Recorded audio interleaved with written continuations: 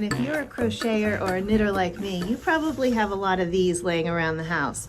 Works in progress that you haven't finished yet, that are gnawing at the back of your mind that you need to get finished before you start something else. Well, today I'm going to show you a little tutorial on how to take these old abandoned works in progress, change them a little bit, and finish them so that you have something that you can wear right away or gift to somebody. So let's take a look at how to do that. I'm going to show you how to make something like this, or this, or this, or this, or this, or this. Okay, so to do this little project, you're going to need scissors, crochet hook, yarn needle, some stitch markers, your work in progress, and some yarn, and some creativity. So let's get started. Okay, so these are all things that I have recently put together from scraps, works in progress, swatches, and made them into something that I could wear right away. So let me just show them to you real quick, and then I'm going to show you how I did it so that you can do it too. So this first one here, this is a Lacy Cowl that I made from multiple swatches, lace swatches. And all I did to connect them was I used a very simple joining method, which is on the inside, I just slip stitched, and in certain places, because it was lace, I would just do a single crochet, chain 3, single crochet, chain 3. And then in some places I did, slip stitching. And because it is a lacy garment that you can't really make out where the connections are anyways, it wasn't too important for it to be, anything, too perfect. And speaking of perfection, if you didn't already listen to my podcast from this weekend, it's listed as, I believe it's either podcast number 5 or podcast number 6, where I talk about crochet and anxiety and our striving for perfection, and how we can find beauty in things that are less than what we would call humanly perfect, but more like nature's perfection, which is just so much more interesting. So that's one piece. The next piece was a piece that was one really long piece. It was something like this. And it was going to be, it was the start of a shawl. And I don't know, I just kind of lost interest in it because I wasn't crazy about the yarn, and I started it in a different yarn instead. So I abandoned it, and it was sitting around, and I thought, maybe I can do something with this. So what I did was I took it and I just twirled it around like this, and I turned it inside out, and I slip stitched along that seam and just made it into a cowl. And where it is connected in the back, that's just the back. So that's a nice easy way to take, like when you have a nice long piece that has a lot of interesting detail. What's cool about this is basically color work where I didn't have to weave in that many ends, because I just made one really long piece and then twirled it, which is a strategy you could actually use for making a particular pattern. So that's one strategy that you can use. So these two were crescent shawls that I lost interest in. I moved on to something else. I was actually just experimenting, and I turned them into cowls. Did the same thing here, and I'll show you how to do that. This one was a knitted shawl that I was working on and was kind of experimenting with a long time ago. And I just haven't really been into knitting, and I decided, you know, I really like the feel of this piece and I want to wear it right away, but I don't want to finish knitting it. So I decided to make it into a big giant cowl. So what I did was I just folded in the pieces. It was like a little bit of an irregular shape, and I just slip stitched it on the inside, and now it's a big kind of bohemian knitted cowl. That's, I think, is very interesting looking. So that's that. And then here's another one. This one's really interesting. This was a shawl. This was a knitted shawl, and you can see it over here. And this was the line of it, and it kind of came around here.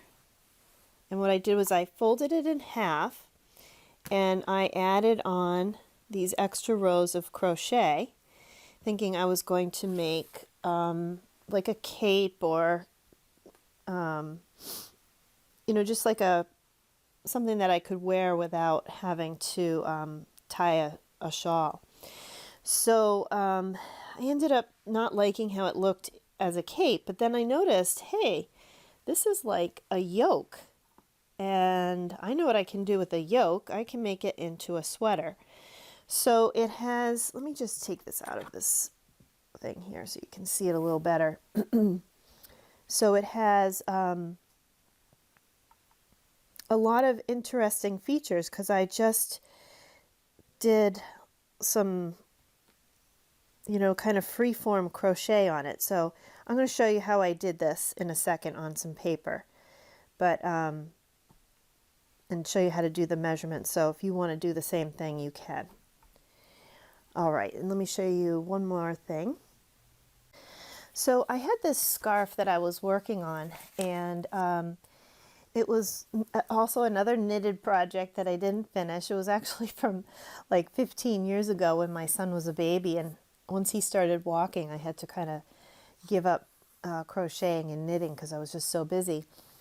Anyways, I pulled it out, and I wanted to wear it, but I didn't want to finish it because I just have so many other things I'm working on. And it was this nice white and blue wool scarf, the beginning of a scarf. And it went around my neck, but it wasn't long enough to, you know, wrap around several times. So what I did was I said, hey, I'm going to make that into a cowl. So all I did was I just wrapped it around, and I took one end and attached it like so, and it became a nice bandana cowl. And if I can find it, I've been looking for it all afternoon. I can't find it right now. If I find it, I'll take a picture of it and I'll post it at the end of this video so you can see it because it's really nice. Okay, so I showed you earlier what to do with a nice long piece like this. If you have any pieces like this, you can just twirl them and you know, just connect it either with a needle and yarn or by doing slip stitches. And I'll show you the slip stitches in a moment on another piece. But another thing you can do along these lines is if you have several pieces, like sometimes I'll do swatches that are I'm just trying out different stitches. And I have lots of these kind of longish pieces. And one of the things you could do is you could connect them together and then do the same thing, where you then twirl it around, and you would end up having a bohemian style cowl. So that's another idea. And if you have a lot of them, you could, really make it really wide. It could, even go around your shoulders. So that's just another idea. So now let's take a look at what you might do with a crescent shawl. So let's say you have a crescent shawl and you want to make it into a cowl, like I did with this one here. What you would do is you would fold it along these lines, and as you fold it over, you're going to sew or either, stitch with a yarn and yarn needle along this edge here. Or you can do just a slip stitch with a crochet hook on the inside. So that's one way you could do it. Another way you could do it, which is how I started that sweater that I showed you, was I took the piece and this is the original piece in here, this white in the center, and I attached it at the 2 points. Then what I did was I took my yarn, I never even bothered to cut the yarn. I just went back to about here, and then I came back around to this side, and then I decreased a few stitches and went back around to about this point, back around, decreased a few stitches, and I did that a few times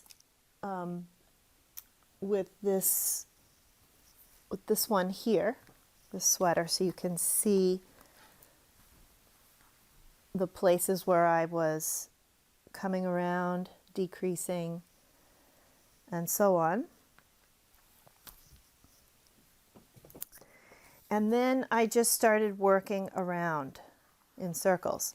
So now if you did that, you could turn a crescent shawl or even a triangle shawl into more of like a cape. Now what I also needed to do, depending on how long your edge is here, that might be just a perfect opening, neck opening, or in my case it was a little too long. So what I did was, after I did all these stitches back and forth, I actually connected the piece along this pink line here. I actually sewed it up so that the opening was only about this big here. So I sewed that up together. And so that's another option to do as well. Now, I'm going to show you how to make this. Let's say you wanted to take this and make it into a sweater. I'm going to show you that in just a moment. But first, let me show you one other type of shawl that you can repurpose. So these asymmetrical shawls that start down in the corner and they get bigger and bigger as you go along. I'm sure I'm not the only one that has, for whatever reason, gotten disinterested in a particular one. Maybe I got sick of the yarn or the pattern, or I got interested in something else and it's just sitting around. If you want to take this, you can make it into a bandana cowl. And what you'll do is you will just fold it along these lines approximately, and you will, in the back, sew together along this line here. Now, depending on how long it is, these triangles here might be much longer, and they can go around more times. Let me see if I can make a little paper model to show you. So here's an example of an asymmetrical shawl that you may have, and you will have been working back and forth like this. So you would take it along the long edge, turn it, you want to turn it inside out to do this, but I'm just going to show you here what it'll look like with its finished edging. You're going to sew along this edge here, and you'll just check your neck measurement to make sure that this, usually what I do is I figure out how wide I want it to be first, and then I take one corner and I get that secured. Let's say this was the size that I want my neck opening to be, then I know where to fold over this other piece.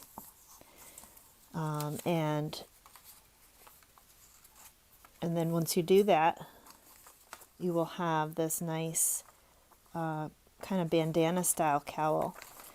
And if it's big enough, it'll be something that you can kind of wear to the side or even in the front.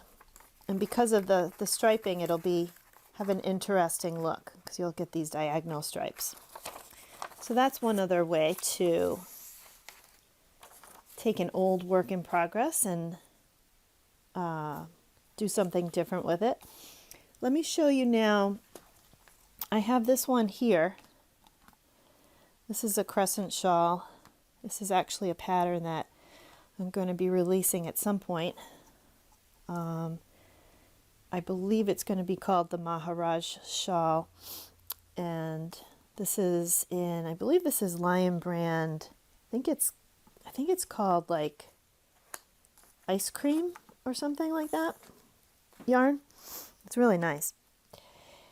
Anyhow, what I'm going to do is I just turned it inside out, and I'm just going to sew. I'm going to take my yarn and I'm just going to slip stitch along all these stitches in here.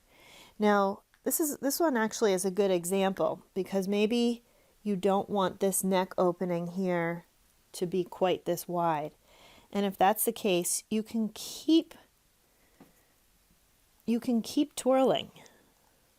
Okay, you can get this piece where you want it to be up here, and then this piece can come around down on this edge here.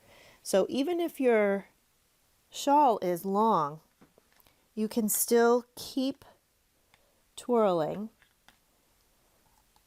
to get the neck opening to be where you want. And yes, you're going to have like this piece that comes down here, but it's going to be super interesting looking. So that's a cool option.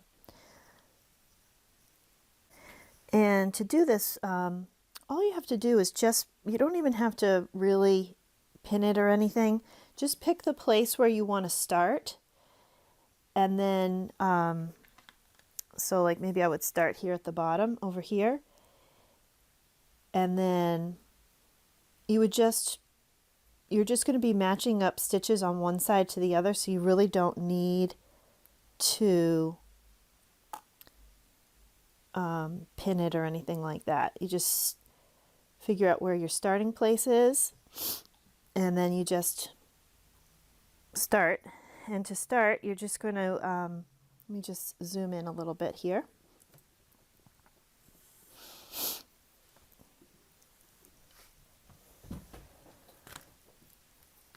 You're just going to grab your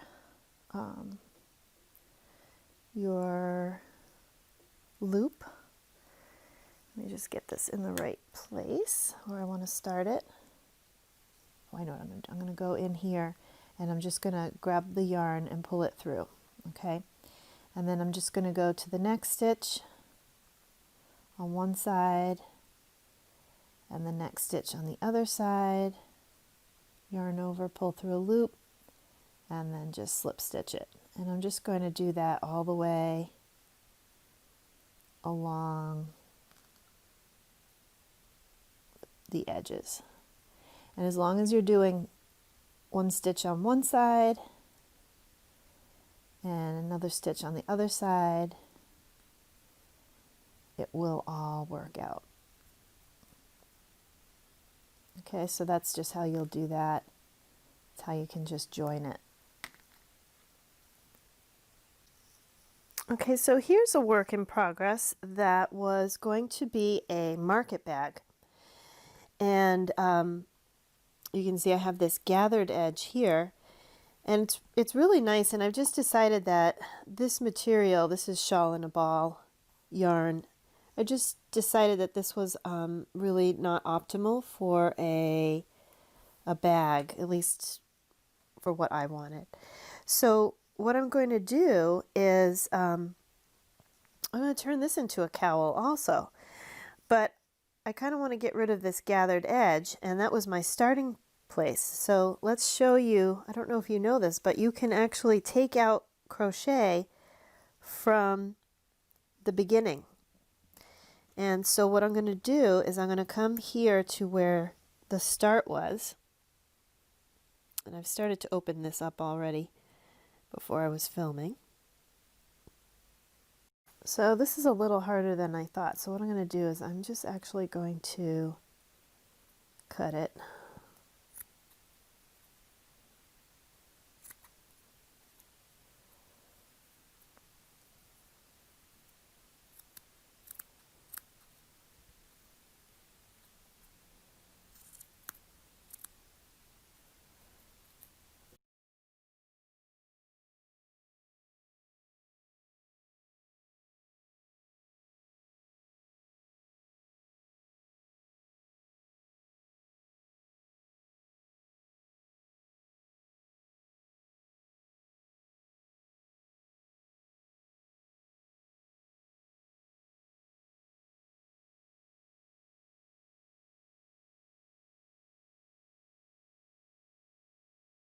All right, so let's just take that aside.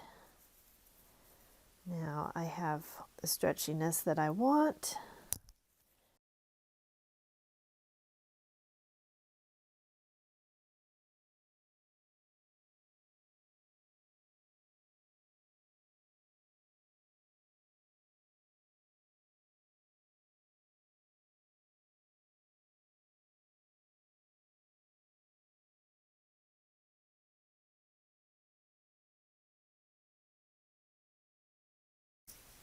So I've cut it, and that loosened up that edge. So what I'm going to do is I'm just going to get these little edges off, the little cut pieces. And then what I'm probably going to do is just redo this edge here just to secure it. And then, you know, securing these guys here. And then my thought is I'm going to sew it along this top edge, and then I'm going to pull it together and sew it along this edge like this, and then it will be kind of like a double lace cowl. And I'll be able to wear it with that side out or this side out. So that's what I'm going to do with that piece. And that should take, you know, probably no more than maybe about 10 minutes. And I'll have a finished piece that I can wear. And I'll post a picture at the end of the video to show you how it turned out. Okay, so lastly, let's take a look at how we can take a yoke and turn it into the beginning of a top-down sweater. So I showed you before the two ways you could make a crescent shawl into a yoke. So this would be one way here, and then this would be another way. This one here is what I've got going on right here, and I've connected it where my arm will begin on the sweater, and then I've started working the body. Let me show you how to measure for that.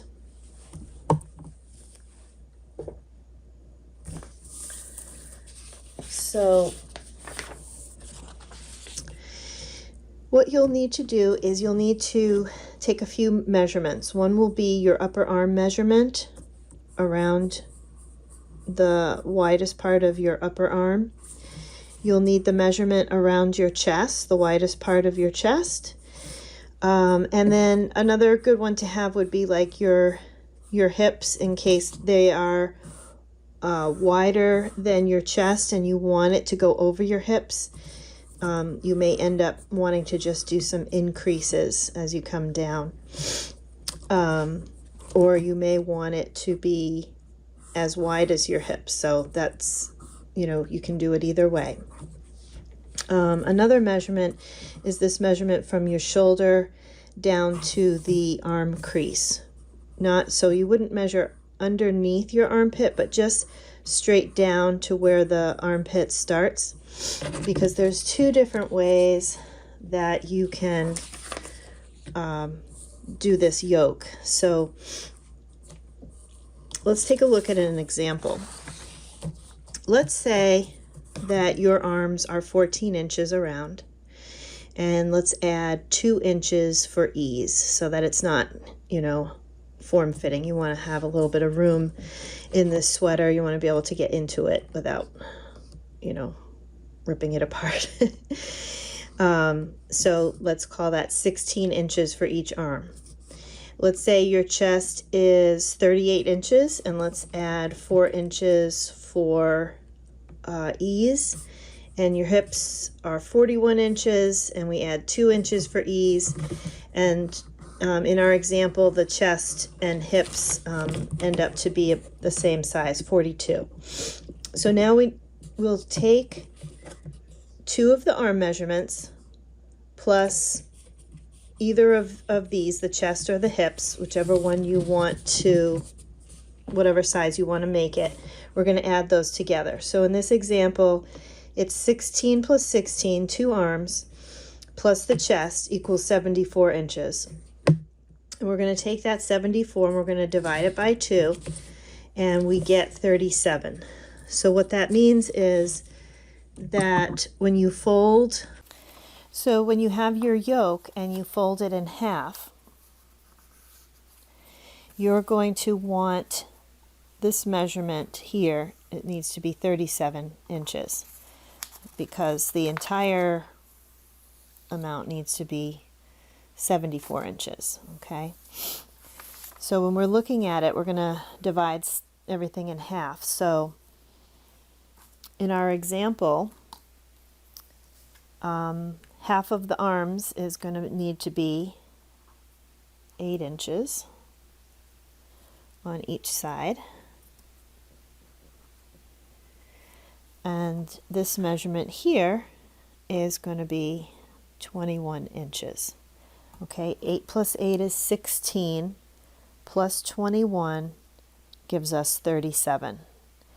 So what you're going to do is you're going to attach stitch markers here and here to mark the spot where your arm will begin. So you can see on this picture here, this is the spot here, and from here to here you will start working in the round to make the body, and then from here to here you'll attach yarn and start working in the round to make the arms on either side. Now if you are in the case where you want your hip, if you want this sweater to come out because your hips are larger than your chest, then at some certain interval you might want to just do, you know, an increase on either side every other row, and you can figure that out by doing a swatch of your stitch pattern that you're going to use. Let's say you were just using double crochets as your stitch pattern, and let's say that you had 10 stitches equals 4 inches. Then you can use that gauge to figure out, and you know, if this was 42 at the chest, and let's say it was 44 at the hips, you know that you need to increase 2 inches from somewhere from here down to here. So that would be 2 inches would be half of that, would be 5 stitches. So you might increase 6 stitches, you know, maybe 2 stitches every other row towards the bottom. And that would give you an increase of 6 stitches, a little bit more than 4 inches, something like that. Or just the opposite. Let's say your hips were narrower and your chest was larger and you wanted it to taper, you could decrease by the amount of stitches that you need to make it narrower at the hip. Now, when you are, there's two different ways that you can do the body. And one is you can connect this point on each side and just start working in the round, you know, at that arm, at the arm crease point. But another way that you can do it is you can have a few chains here. So it could be anywhere from, you know, 2 chains to as many as, say, 10 chains, depending on how wide your body is from the front of your chest to your back. And that would be at this point here where your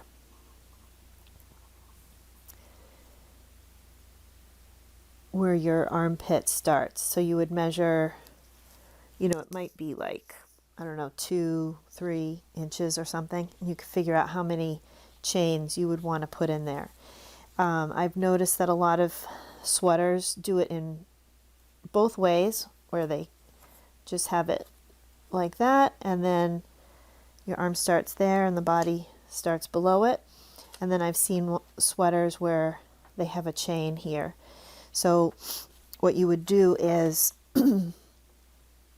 at this point you would make a chain over to this side and then start, you know, work a row along the back. When you get over here to this point on this side, you're going to work the same length chain over here, and then you're just going to continue with your row to here and then just go around in rows. And then when you do the arm, you will work into the bottom half of those chains as well as all of these stitches around here. And then if you like, you know, some other measurements you can measure are the neckline and your arm length, obviously, to see how long you want to make this. But the nice thing about a top-down sweater is you can try it on as you go along, and if it's too tight or, you know, too loose, it's not fitting, you can always take out the last couple of rows and adjust it so that it fits exactly the way you want it. Another thing that you could add is you could join onto the neck and make a turtleneck on your sweater, which is what I did with mine. So that's it. That is how you take old works in progress and repurpose them. And if you're making a sweater, it'll take a little bit longer, but you might, you know, get your excitement back about that project. And it's a good little practice to do, because maybe it might be your first sweater, and you know, if it's something that you don't care that much about, maybe you won't mind if you make a little bit, you know, if you have a learning experience with it. One other thing I wanted to show you about this one is, let's see. I don't know if you can see this, but the yoke is a little bit, it's not perfectly even. So let me show you a little diagram of what I'm going to be doing with this. So this is my, this is where I'm kind of at with mine. This was my original Crescent Shawl. And I connected it here with the 2 points, and then I realized the neck was a little too big, so I sewed it along that edge to about here. Then I added some rows this way, and then once I got it about even on each side, then I started working around in rows like this, and that's basically where I was at when I stopped to put together the arms. So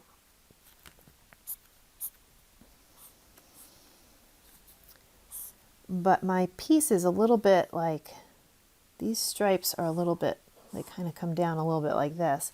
So my plan is to do some more of this kind of stuff where at some point, like right now I'm working in rounds, in the round, and at some point what I'm going to do is I'm going to come around and I'm going to do, you know, this thing again, and then where I kind of go back and forth instead of in rounds, and then I'll come back around again, and then maybe I will do something like where I do maybe some tall stitches and short stitches in a single row, you know, so that it's going to have some interesting lines in it. And then maybe I'll come around like this again. So that's kind of my general plan, is to do some different things with the striping. And the idea is it's a little freeform, and we'll see how it turns out. I'll be sure to show you guys pictures of how it turns out. So if you liked this video, if you found it helpful, please give it a thumbs up. Be sure to subscribe, because I have free patterns coming out every week. And I'm so glad you joined. I hope that you will please send or comment below with your thoughts on this, and perhaps give us a link to where you have some pictures posted of works in progress that you go ahead and repurpose, so that we can see what you did. Another great place to share those would be on my Facebook group, which I'll have a link in the description below. You can join it and share your pictures there. All right, thanks again for joining, and we'll see you next week. Thanks, bye-bye. And let me know what you think. You can get your works in progress converted and completed. Whip that whip.